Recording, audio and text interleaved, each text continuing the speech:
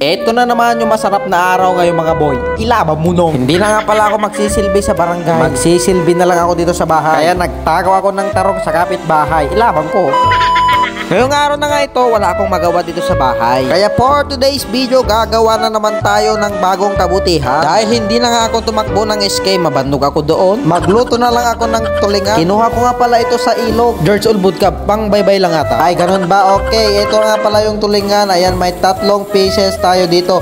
Ayan, una kong ginawa, hinugasan ko. Siyempre naman, hindi na natin bugwan yan. Di ang rugit-rugit na. Tinanggal ko na rin pala yung mga bagis niya. Tapos ayan, chinap ko na rin. Ang luto nga pala dito ay ginataan kasi yun yung special kunada mo. Ayan naman, nagchop na para ako ng mga rekado dito. Ayan, inuna ko yung luya kasi yan yung magpapabango. Ayan, siyempre naman mga idol, ilabang mo. Wala nga palang pang photo, kaya ito na lang, bawang. Ito na yung ginawa ko dyan. Linagay ko na sa kasirola at ayan, siyempre linagyan ko na ng laya, paminta, o kinanapay-dapay supot na. Ayan, asin, ken, suka. Ayan, oh, di ba? Ang sarap na, parang kilikili lang ang alsa. Nakita ko ang Baby Kes Malabsos in the heaven the sky ko. Ayan, nagtitiktok sila kaya nagburibura ko. Wala nga pala akong gata kaya pumunta ako dito sa likod. Ayan, may inyog at ayan may natinag. Oh, di ba? Delikado kang pato. Iluto kan to banton maminsanin. Siyempre, ang ginawa ko na dito mga best, ayan kinuha ko na yung mga inyog na yan dahil gagawin nating gata yung mga best. Kaya bola data George, ibiling mo narugit. Dito naman pumunta ako sa aking karuba at kukuha ko ng mga tarong doon kasi maraming tarong doon. Sa bali kasi yung mga mula namin dito rambutan. And this is it, pansit batil patong. Ayan na nga mga best, oh, di ba? Ang dami-daming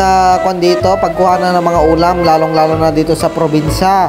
Oh, di ba? Nakatakaw ka man eh, naumpay pangalanan sa. Katapos kong kumuha ng talong, eto na yung mga gata, mga best. Oh, linagay ko na at ito yung proof na linuktan ko yung inyog. Siyempre naman yung tinakaw kong tarong, ayan, kinap ko na rin ng ganito. O, tapos napatat, okay na magrugit, Jacob.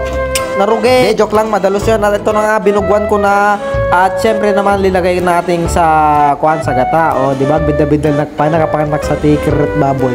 Ilabang. Sabi nga nila, pag nagluluto ka, tikman mo muna. Yan. Syempre, tignan mo kung naapgad or natamnay. Ganon.